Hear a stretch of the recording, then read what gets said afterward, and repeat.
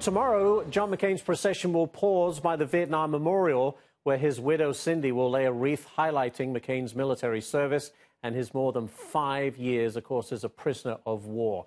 For more on the life and legacy of John McCain, I'm joined now by a man who considered him a friend, General Jack Keane. General, thank you for joining us. When you think of John McCain, what first comes to mind?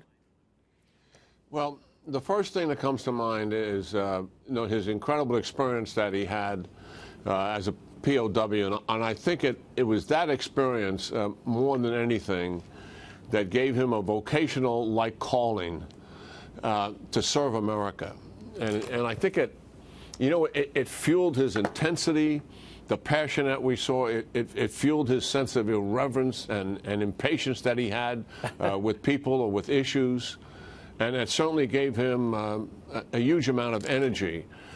And I think it helped define John McCain's currency, which I simply say was to get it right for America, to get it right for America. And it drove him day in and day out.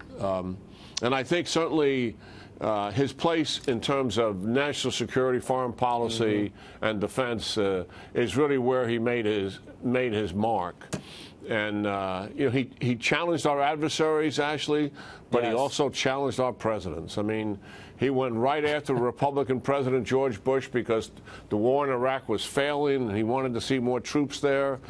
He eventually got that request when the president finally changed his strategy. He criticized President Obama for leaving Iraq prematurely and ending it, not on our terms, and also for not doing enough in Afghanistan and Libya.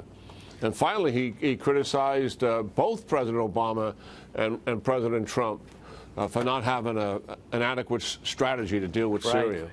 A term that was used for him a lot, General, was maverick, and I think he wore that as a badge of honor, really. He really did see himself as a maverick. He wasn't always politically expedient. He always spoke his mind, and as you say, he did have impatience at times, a temper.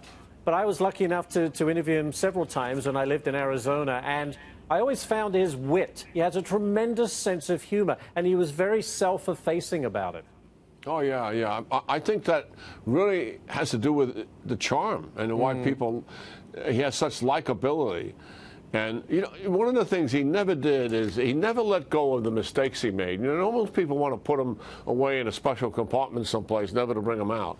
But, he would bring them out. He would talk about them openly, personal and professional mistakes.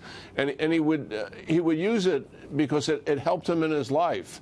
And I think he had great compassion for people who had also made mistakes. And he had great compassion for people who were suffering around the world. He felt that the United States was the indispensable leader in the world that could truly make a difference, promoting stability, security, and also prosperity. And the downtrodden is something he had great passion for. He certainly did. I think towards, maybe you can speak to this, General, towards the end of his service, I don't think he liked the political climate that we find ourselves in, the divisiveness. It's okay to disagree, but there's a point at which you have to understand that you're serving people and you have to come to some sort of agreement. And I think he certainly appeared to me to be very frustrated with the political climate right now.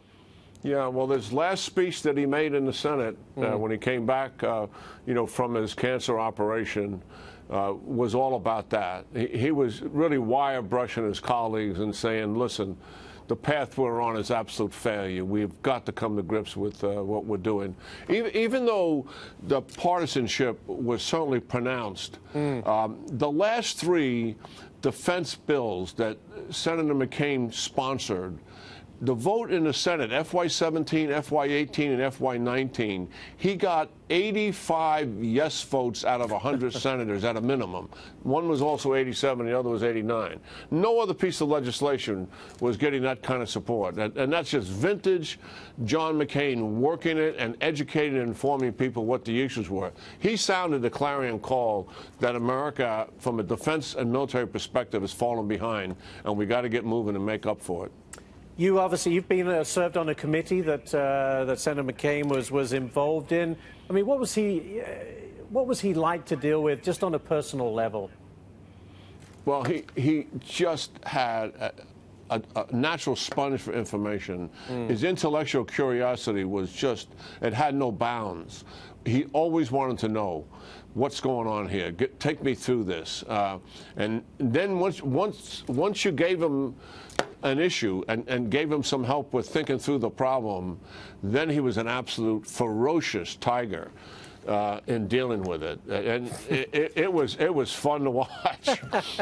Mitch McConnell described him as the lion of the Senate, and I think that's probably pretty accurate, is it not? Oh yeah, it certainly is. I'll tell you what, it was painful sometimes. He always supported our troops. He wanted them to have the resources, but secretaries of defense who came by in front of his committee and generals, he would press him on not having the right strategy, and he was unrelenting on it. It was like sticking a screwdriver in and turning it. I mean, even some of the committee members would be uncomfortable because, you know, he was just pushing so hard. But you know, he was right. Every single one of those, he was absolutely right. He just did something most people wouldn't do, is make such a public display of it. Very true. We're out of time. General Jack Keane, thank you so much. It's been fascinating to talk to you and to have your memories of Senator John McCain. We really appreciate it. Thank you very much, General. Ashley. Appreciate it.